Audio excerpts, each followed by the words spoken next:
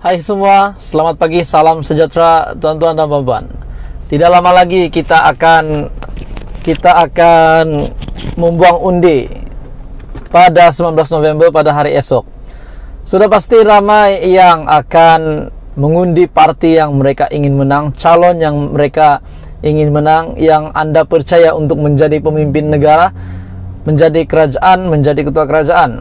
Sudah pasti ramai yang akan membuang undi pada 19 November. Jadi bila saya berpikir, tuan-tuan dan puan-puan, saya nak buat satu pertanyaan kepada Anda semua, satu kajian. Lalu saya buat kajian dan saya telah mendapat banyak undian.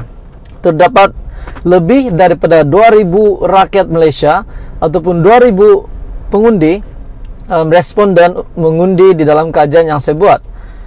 Saya membuat kajian. Saya telah memilih beberapa parti gabungan besar untuk dalam kajian saya, untuk saya mengetahui siapa pilihan Anda. Ada Pakatan Harapan, ada Barisan Nasional, Perikatan Nasional, dan lain-lain. Dan agak lumayan juga banyak yang telah membuat komen di dalam kajian yang saya buat ini. Sudah pasti ramai di antara kamu yang menonton video ini yang tertanya-tanya siapa yang akan menang. Adakah Pakatan Harapan akan menang tanpa perlu bergabung? Adakah Barisan Nasional akan menang tanpa perlu bergabung? Adakah Perikatan Nasional pula akan menang tanpa perlu bergabung? Menjadi tanda tanya sehingga hari ini. Namun tanda tanya itu, persoalan di dalam pemikiran kami itu akan dijawab kurang daripada 48 jam lagi. Dan selepas pilihan raya umum, janganlah ada lagi nak berkempen, janganlah ada lagi persengketaan antara kawan-kawan keluarga. Mungkin Anda menyokong berlainan parti, namun kita tetap menjaga kesatuan kita. Jadi tuan-tuan dan puan, melalui kajian yang saya buat, saya bertanya di dalam kajian ini, siapa akan menang PRU 15 dan menjadi kerajaan baru? Pilihan pertama yang saya buat adalah Perikatan Nasional, yang kedua Barisan Nasional, yang ketiga Pakatan Harapan, dan yang keempat lain-lain. Saya telah mendapat 2.100 undian dan terdapat banyak yang telah memberi komen untuk kajian saya ini. Jadi untuk keputusan kajian yang saya buat, sudah pasti ini hanyalah kajian daripada channel ini. Namun keputusan tertinggi yang saya dapat adalah adalah Pakatan Harapan. Pakatan Harapan yang telah mendapat undian yang tertinggi, yaitu jauh meninggalkan ketiga-tiga pilihan yang saya sediakan. Jauh meninggalkan Barisan Nasional, Perikatan Nasional, dan lain-lain. Jadi Perikatan Nasional hanya mendapat 22% undian, Barisan Nasional 13% undian, manakala lain-lain 4% undian. Dan Pakatan Harapan selebihnya, yaitu 61% undian yang menyokong Pakatan Harapan menang PRU 15. Jadi terdapat banyak komen di dalam kajian yang saya buat ini. Ada yang membuat kenyataan, kita tolak parti naik barang, parti rasuah, parti resis, kita mau hidup aman damai dan ekonomi stabil. Hanya Parti Harapan sahaja yang ada harapan. Tanya Datuk Sri Anwar Ibrahim Rafizi. Kita tolak parti rasuah dan parti tipu rakyat. Kita mahu Perdana Menteri yang komited dan perubahan, hanya Pakatan Harapan dan Datuk Sri Anwar Ibrahim yang mampu melakukannya. Kita mahu perubahan dan bagi peluang Datuk Sri Anwar Ibrahim Perdana Menteri ke-10. Undilah Pakatan Harapan, ayo, katanya. Terdapat banyak lagi komen. Datuk Sri Anwar Ibrahim yang paling layak menjadi Perdana Menteri ke-10 selepas PRU 15. Ada yang membuat satu komen yang agak kasar di sini, tapi saya hanya bacakan saja. Rampas harta benda yang dapat cara haram tu masuk perbendaharaan negara. Saya pun tak faham lah apa dia cakap. Hanya Pakatan Harapan sahaja berkempen nak pulihkan ekonomi dan mencegah rasuah. Parti lain diam menikus. Saya sokong Perikatan Nasional lah. Sudah pasti ada juga penyokong parti yang lain.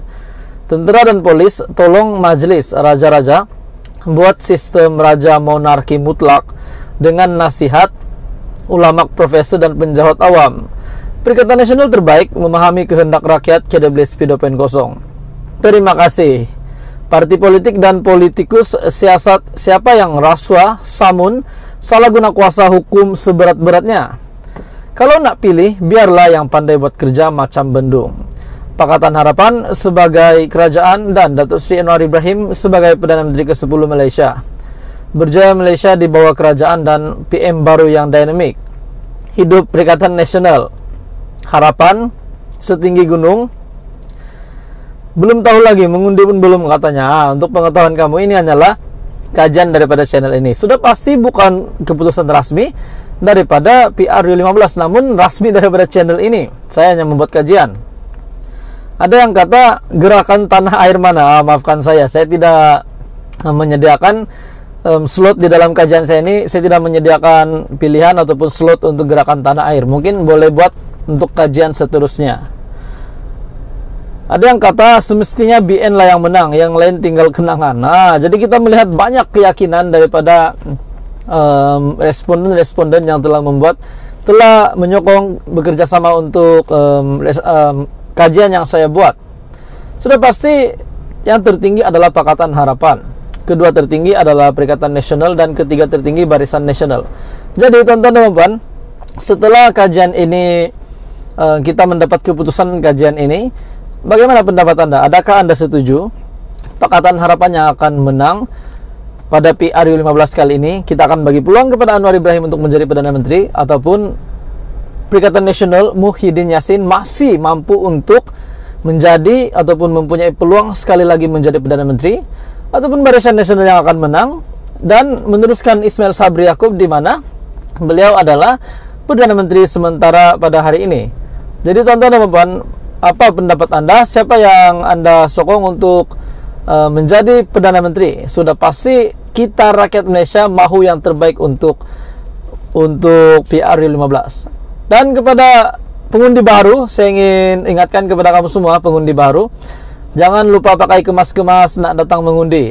Pakai kasut, pakai baju kemas seluar panjang, dan jangan ada sebarang peralatan yang berkenaan dengan kempen, bendera parti, ataupun apa saja yang berkenaan dengan parti yang Anda sokong, supaya Anda dapat menjalankan tugas menyokong sistem demokrasi dengan membuang undi dalam keadaan yang baik. Peringatan kepada pengundi baru di luar sana, jangan pakai seleke-seleke.